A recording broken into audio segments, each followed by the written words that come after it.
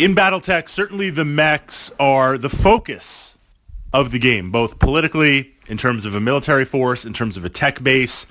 But also what's interesting about Battletech is that it acknowledges, yes, there's this high-level supreme tech, but there's still tanks. There's still infantry. There's still ICE vehicles running around, some very complicated, very well put together, maybe like the Striker. Others could be just technicals with some unguided rockets going up against battle mechs.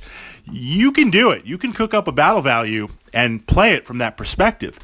This also links in with the idea of, and we don't see this in many really futuristic sci-fi war games that do it well, this idea of total warfare, this idea of combined arms. You've got mechs, you've got vehicles, you've got air support, you've got infantry, you've got artillery. You have all these things coming together in different combinations that open up a lot of tactical value on the tabletop. And we've been exploring infantry.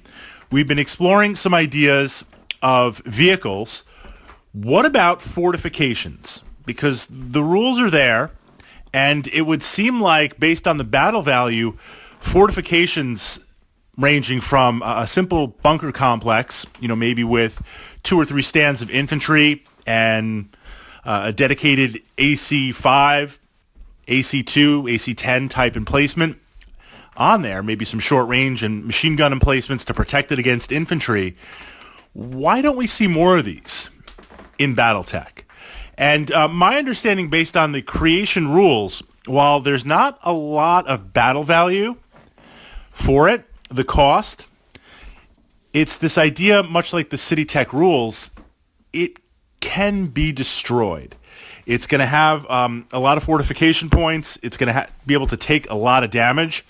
A hardened structure certainly goes above and beyond a hardened building, but you can level them pretty fast if some long-range missiles, some PPCs, a demolisher tank pretty much levels anything in 2 turns on there. So to pay the battle value for something that is so fixed on there, I just wonder, in most games outside of an attacker versus defender type mission, if it's really worth the fortification and the points and the battle value to do it. Also, what you see with infantry, and now this is where the total combined arms come in, it almost, I feel like, has the feeling of Blitzkrieg, where World War I, we have well-defined entrenched forces. World War II kind of early on surpasses that, pushes past that. The speed of vehicles in Battletech, the speed of mechs, even an assault mech is pretty fast. It can cover the table pretty quickly, pretty consistently. If it's a hex map, even more, because they're a little bit more condensed on there. It's easy to bypass any fortifications. Again, unless it's a very, very mission specific, where it's like, look, this point on the table you must take, and there's a ring of fortifications around it. To just have a few on the table to go against your opponent, I see less value in it. I really, really do. And I see that it encourages you naturally to bulk up and put your infantry there for much, much less battle value. The tactical flexibility you gain by Karnovs, by goblins, or even just unarmored APC carriers offers so much, much more with that flexibility, given that battle mechs are the king of the battlefields, given that they do move pretty fast, and given that infantry can be very powerful. The idea is that stand of infantry dispersed in the hex, just getting into rubble, just digging in, just moving into woods, offers close enough to fortifications on there and the ability to jump and take advantage of it.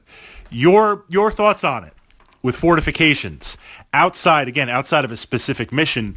If you were playing on an open hex map and you have battle value, would you design a couple of bunkers? Would you design a small complex, put it down at the start of the game in your deployment zone?